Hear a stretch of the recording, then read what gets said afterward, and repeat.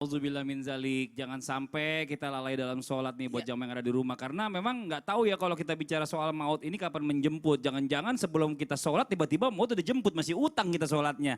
Nah kita tapi sebagai manusia ini pasti semua pernah melakukan atau mengalami hal-hal seperti ini. Atau lalai dalam mengerjakan sholat. Mungkin ya ketiduran, kayak tadi sholat subuhnya bangunnya di apa, udah terang gitu loh baru sholat. Terus atau mungkin juga di asar biasanya nih, di penghujung waktu baru kita sholat tiba-tiba, wah selesai-selesai udah maghrib ini di penghujung waktu banget. Nah apakah sholatnya orang-orang yang ketiduran atau sholat di penghujung waktu ini masih diterima, masih Allah terima? Katanya kalau bisa sholatnya itu nggak boleh di penghujung waktu karena ada larangan. Bukannya begitu Ustadz Maulana? Ya. Tapi bukannya lebih baik terlambat daripada nggak sama sekali? Nah, kita Mohon bahas izin. sekarang Ya, kita ya. bahas silakan Ustadz. Izin Habib, izin Ustazah.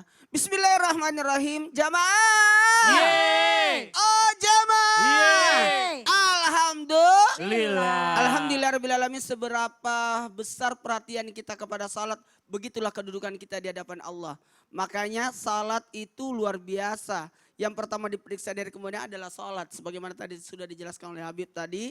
Makasih banyak. Dan ketahuilah, amalan yang paling disukai oleh Allah adalah salat tepat waktu, birrul walidain, dan jihad fisabilillah. Jadi salat itu paling utama.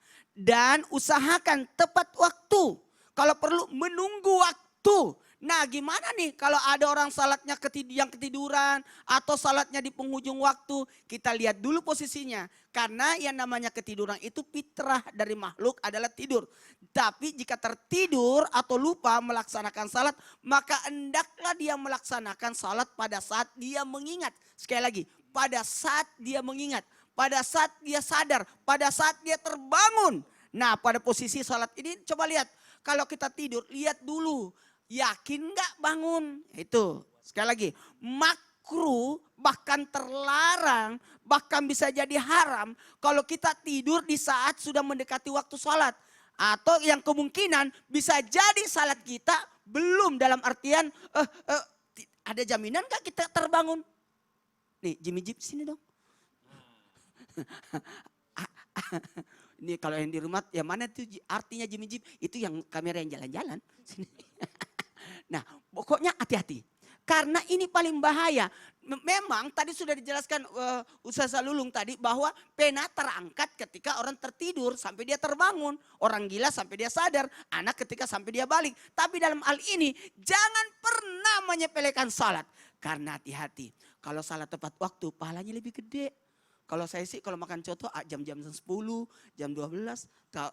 Kalau makan cotonya agak siangan udah dingin, udah enak itu. Sudah enggak enak. Nah sama juga dengan salat. Orang yang salat tepat waktu bagikan bersedekah seekor onta. Lambat-lambat dikit seekor sapi. Makin lambat lagi seekor kambing. Makin lambat seekor ayam. Makin telat lagi. Nauzubillah summa nauzubillah. Nyesal nantinya.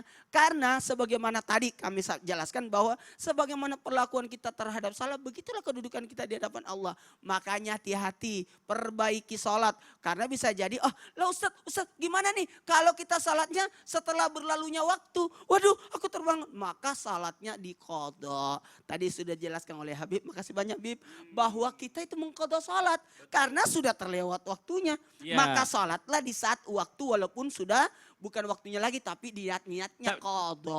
Tapi gini, ada satu lagi pertanyaan saya apa itu, sedikit apa? aja singkat ya. Kalau seandainya kita sholat nih udah di penghujung waktu, Ya. tiba-tiba pas giliran kita sholat nih seandainya Ya. di asar, tiba-tiba udah azan maghrib, tapi kita baru rakaat 2 gitu. Ini Dan ada gimana nih? masalah, dilanjutin aja. Teruskan aja. Diteruskan aja karena kan tadi takbirnya kan awalnya kan belum masuk. Oh, tapi sah tadi sholatnya? Sah. Ah, itu yang jadi pertanyaan juga kadang-kadang nih banyak Karena yang syarat melakukan hal sahnya ini. adalah masuk waktu. Dan ketika dia takbir tadi waktu salat asar itu adalah walaupun di penghujung waktu. Tapi kan waktunya dia ketika dia terbangun. Oh gitu.